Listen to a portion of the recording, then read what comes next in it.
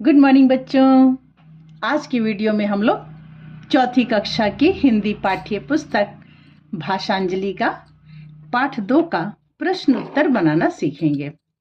तो चलिए हम लोग थोड़ा सा पहले उस पर चर्चा करते हैं कि हमने जो पाठ पढ़ा उस पाठ में भाषा का क्या महत्व है ना, और भाषा जानना कितना जरूरी है। पहले ये बताइए कि आप अपने घर में कौन सी भाषा बोलते हैं? हिंदी बोलते हैं? अच्छा ठीक है। और आप और अपनी भाषा में बोलिए।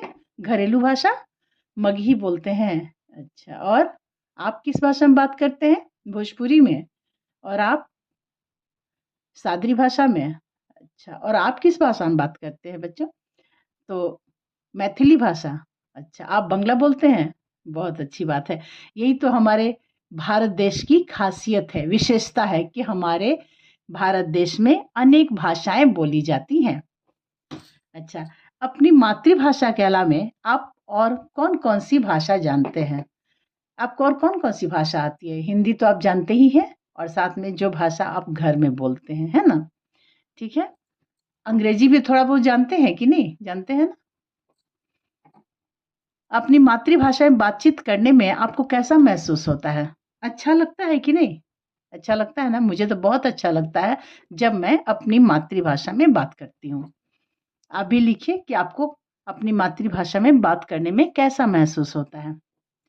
जब कुछ लोग आपके सामने किसी ऐसी भाषा में बात करते हैं जिन्हें आप नहीं समझ पाते, तब आपको कैसा लगता है?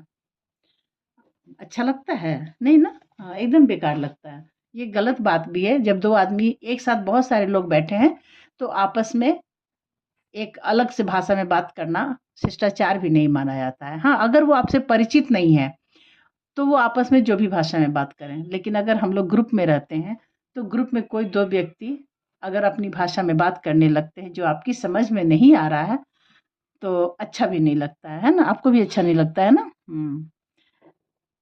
आप अपने अतिथि का आदर सत्कार किस प्रकार करते हैं?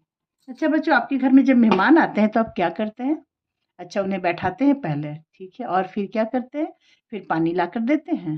हाँ, और फिर चाय बनाते हैं। अगर वो चाय नहीं पिए तो? अच्छा, तो आप पूछते हैं पहले ना, चाय लेंगे या शरबत लेंगे, है ना? ठीक है, बहुत अच्छा।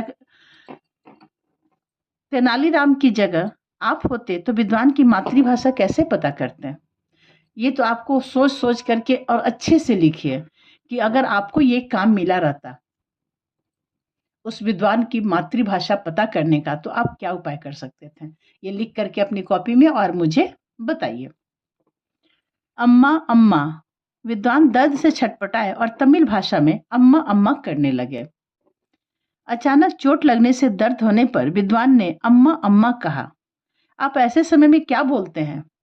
पता लगाकर लिखिए कि आपके सहपाठी ऐसे समय में क्या बोलते हैं। बच्चों, अगर आपको अचानक से चोट लग जाती है तो आपके मुंह से क्या निकलता है?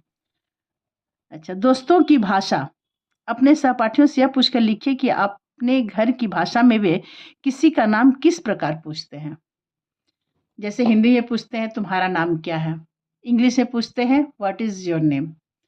तो अपनी मातृभाषा में या अपनी घरेलू भाषा में आप कैसे पूछते हैं किस? अच्छा, अब यहाँ प्रश्न है बच्चों। हार हार। हार को 2 बार लिखा हुआ है ना? 2 बार क्यों लिखा हुआ है? क्योंकि दोनों हार का अलग अलग मीनिंग है। लिखा हुआ तो एक ही तरह से, लेकिन इसके 2 अर्थ भी होते हैं। जैसे यहाँ पे आप देखिए लिखा हुआ है, महाराज कृष्णदेवराय ने अपना मूल्यवान हार तेनालीराम को पुरस्कार में दे दिया। यहाँ पे हार का अर्थ क्या है? माला, है ना? अच्छा, दूसरा वाक्य, मैं तुमसे हार गया। यहाँ पे हार गया मतलब पराजित हो गया। कोई 2 व्यक्ति जब खेलते हैं तो एक व्यक्ति जीतता है और दूसरा व्यक्ति हारता है, तो वो हारना यानी पराजित होना, तो उसे भी हम लोग हार कहते हैं, है ना? लिखावट में कोई अंतर नहीं है, दोनों एक ही जैसा लिखा हुआ है, लेकिन दोनों के अर्थ में अंतर है। बच्चों, ऐसे शब्द को क्या कहते हैं, आपको पता है क्या? ऐसे शब्दों को अनेकार्थक शब्द कहते हैं, यानी एक ही शब्द के अनेक अर्थ हैं। जैसे कल। कल के भी कई अर्थ होते हैं। कल मतलब आने वाला कल, बीता हुआ कल, और कल का अर्थ होता है मशीन। कल कारखाने बोलते हैं ना, कल मने मशीन। बहुत जगह पे नल को भी कल बोला जाता है। पहले वाक्य में हार का अर्थ माला है और दूसरे वाक्य में हार का मतलब पराजय। नीचे दिए गए शब्दों से इसी प्रकार अर्थ स्पष्ट करते हुए दो दो वाक्य बनाइए। यहाँ जो शब्द दिए गए हैं ना, तो आपको इस तरह से वाक्य बनाना है कि इसके दो अर्थ निकले। जैसे मैं बता देती हूँ, लेकिन आप लोग अपने से भी और सोच सोच करके फिर बनाइएगा। जैसे जल, जल का अर्थ क्या होता है बच्चों? जल का अर्थ पानी होता है। चलिए, तो अच्छी बात है। और क्या होता है? और आपको नहीं पता? ठीक है, मैं बताती हूँ। जल मतलब जल जाना, जलना, है ना। तो जैसे जल, जल ही हमारा जीवन है या जल ही जीवन है। जल से हम पानी पटाते हैं, खेतों को सींचते हैं, जल से हम खाना बनाते हैं, है ना। जल ये हो गया।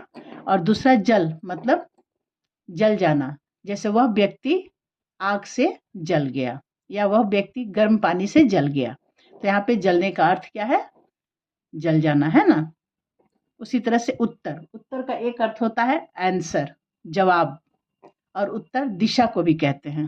ठीक है, तो इस तरह से जो शब्द दिए गए हैं इसके दो दो अर्थ निकल रहे हैं। तो आप भी आगे जो शब्द दिए गए हैं, बाल, कल, डाली, इनके दो दो अर्थ वाले वाक्य बनाइए।